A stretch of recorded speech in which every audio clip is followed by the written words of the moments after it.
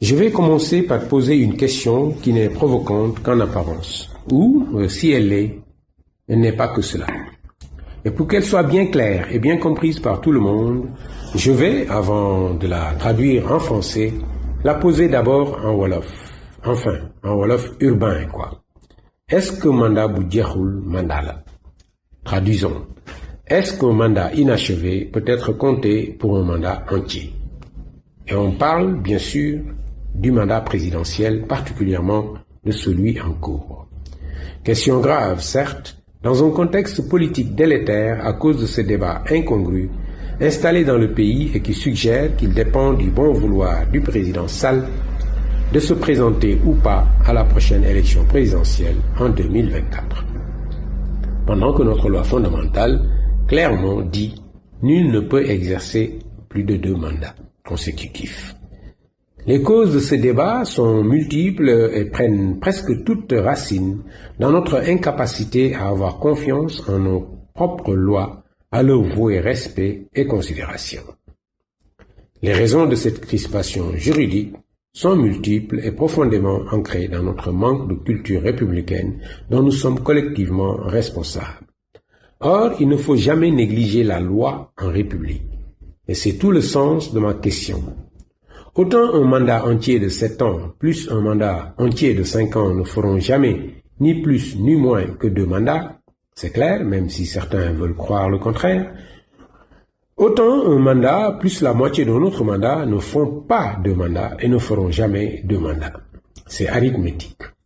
Et voici, à mes yeux, le seul cas de figure qui pourrait légalement permettre une manière de prolongation du règne de Macky Sall, fantasme de ses partisans les plus acharnés, cauchemar pour ses adversaires politiques et leurs troupes.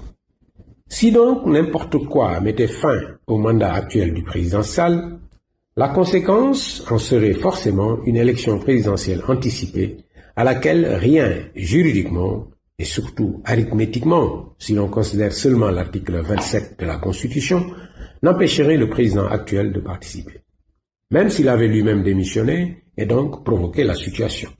On imagine d'ici la cascade de conséquences qui en découlerait, surtout si ce dernier l'emportait pour s'ouvrir encore légalement un autre boulevard de 2 mandats. À ma connaissance, pour mieux le dire, c'est un cas de figure que la loi constitutionnelle n'a pas envisagé dans le cadre de la limitation des mandats présidentiels. Mais calmons-nous un peu. J'ai appris l'arithmétique, je n'ai pas appris le droit, ni électoral ni constitutionnel, qui sont ici concernés plus que tout.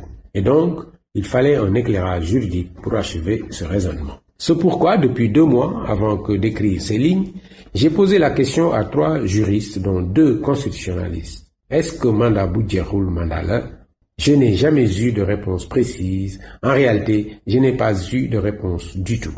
On eût dit que les implications attendues de la réponse qui s'imposait à mes yeux étaient, pour ces spécialistes, trop graves pour s'y engager, même avec prudence.